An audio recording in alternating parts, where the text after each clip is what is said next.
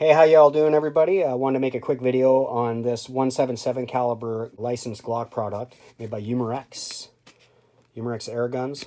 I picked this up just to practice holstering, drawing, quick shooting and stuff. But let's just talk about some of the features and compare it to a Gen 3 Glock 17 and a Gen 4 Glock 22. To look at it, it's built to the same specs as a regular Glock 17, but I found that it's actually not the exact same specs.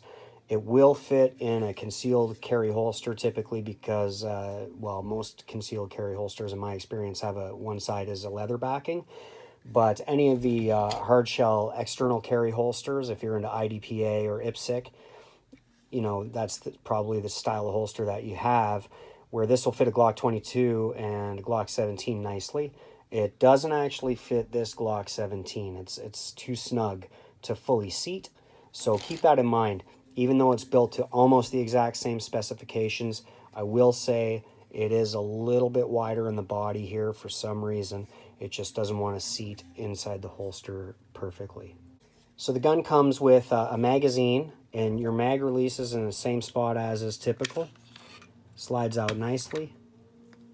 This is where your BBs will sit, right at there. So this here is you can see 9mm, 9x19. It's a Glock 17.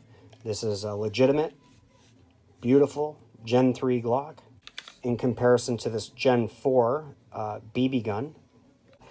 This will field strip the same way. You will pull down here and then slide the slide off just like any other Glock.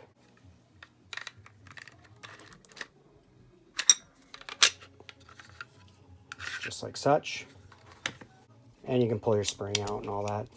You could, if you wanted to, pull the barrel out and then look at the brass barrel inside for the 177 cal BBs, but there's no need for that. But anyway.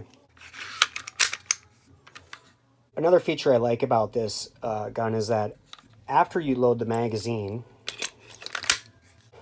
it will lock back when the mag is empty. It only comes with one magazine in the kit. I'm sure you could probably buy extras, but even if you do buy extras, with one magazine, I'm finding that one canister, one of these 12-gram CO2 canisters, only gets me through about maybe 4, partway through 5 magazines of 17 rounds. There is a safety here, but you can only really actuate it when the gun is in a live state after it's been cycled. Now, even with the typical Glock safety trigger, you cannot fire this. It will not trigger when that's on there. So this is empty. I'll dry fire it, and now I'll show you that you can't get the safety to move over unless the slide has been cycled. So this is the 177 BB. This is the 9mm. Here, let's compare sights. 9mm. 177. This here is a Gen 4 40 caliber Glock 22. My favorite gun. Love this thing so much. Side by side sight comparison, you can see these are essentially identical. Almost identical. But again, look at the rear, that beaver tail, the grips. My lighting is not the best, but this is beautiful. The grip is almost exactly the same. I mean, slide release, field strip release. It has a really nice action on the trigger release. Listen for the click. Right there. And there's your click, and now you're set for that second follow-up shot. Boom. And again, it'll cycle and click. Beautiful. So it's a nice feeling gun, pretty smooth action. As long as your CO2 cartridge is fairly new, it cycles really nicely, shoots really nicely and consistently. Once your cartridge starts to get low, about 3 magazines, 4 magazines into it, you'll start to lose accuracy, and you'll start to lose a lot of velocity. And sometimes you'll even get cycle failures. It will not cycle because the air just doesn't have the oomph it needs to fully cycle the slide. I was going to do a weight comparison of a fully loaded magazine for a Gen 4 Glock 22 holding 40 caliber. I went ahead and just loaded this magazine up just for the purposes of the video. It's stacked up with 10 rounds. But of course the batteries and all my scales died, so I can't actually give you a weight. Like this one actually feels slightly heavier, and I do think that they did that on purpose. I think they did that on purpose because the upper portion of the gun, the top slide and barrel and all that, is not quite as heavy as it would be on a standard Glock 17 or a Glock 22. So I think that they made this just a little bit heavier, and this is without an air canister in it too. So anyway, it does have a nice weight to it. Okay, let's talk about magazine releases. This is a Generation 3 9mm Glock 17. You can see this magazine release is actually fairly small when compared to the Gen 4 mag release. Gen 4 is a little meatier. There's a lot more to get your thumb on there. Sits out about the same distance, but this Gen 4 release is the same as the one on my 40 caliber.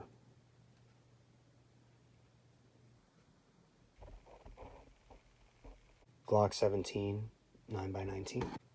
Glock 17, doesn't say anything there, right? That's the BB pistol. Glock 22, 40 cal. I'm going to demonstrate to you how to charge this gun with a CO2 cartridge, because it can be a little bit tricky. This is the stuff that I use to lubricate the tip of my CO2 cartridge before I insert it. We take the mag, insert something here, and just slide that forward to release. That's that. This Allen key comes with the kit. It's important to do this. If you don't wet the tip, you'll lose all your air when you insert it. I insert it gently and seat it. Start threading this guy in. Only go down to where it snugs up. See, now that's snug, right? What I'll do when I do this is I want to turn it as much as possible in one quick turn, right? So what I'll do is I'll twist my hand around as far as I can. I'll insert this key. I know it's snugged up because I can feel it, and I will give it a full twist and then another quick twist follow-up. So you may hear some of the air. Listen. No, didn't hear any air. Slide this back all the way, turn it to the right, like such, and it'll lock into place.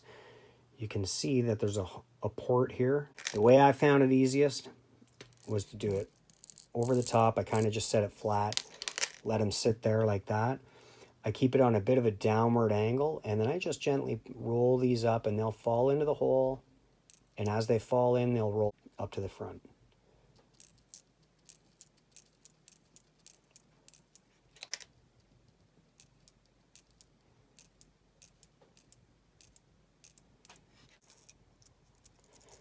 If they lock up on you like that, you can just give it a little bit of a shake. Usually they'll settle out on their own,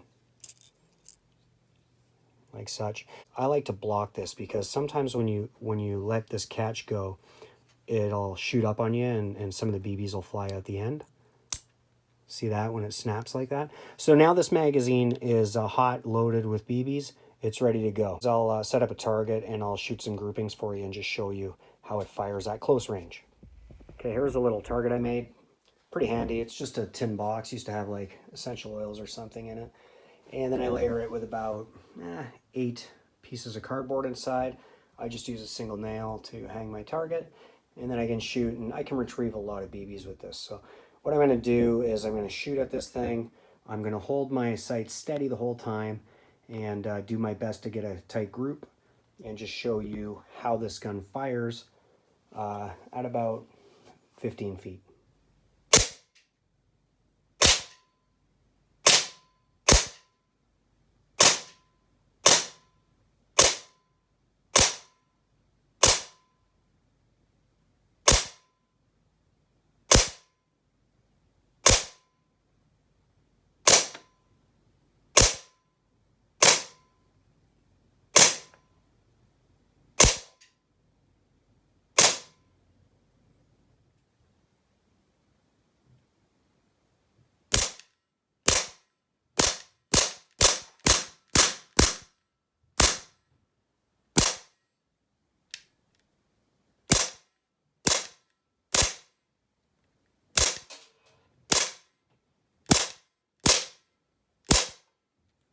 everything about this gun is fantastic. The only thing, like I say, that I would caution you on is that if you are going to holster this, you're going to want to use a leather holster or some kind of holster that has a bit of give to it, because even though my Glock 22 and my Glock 17 will fit into all my holsters that I own, this guy won't. It will not fit into all of them, especially all the hard plastic ones.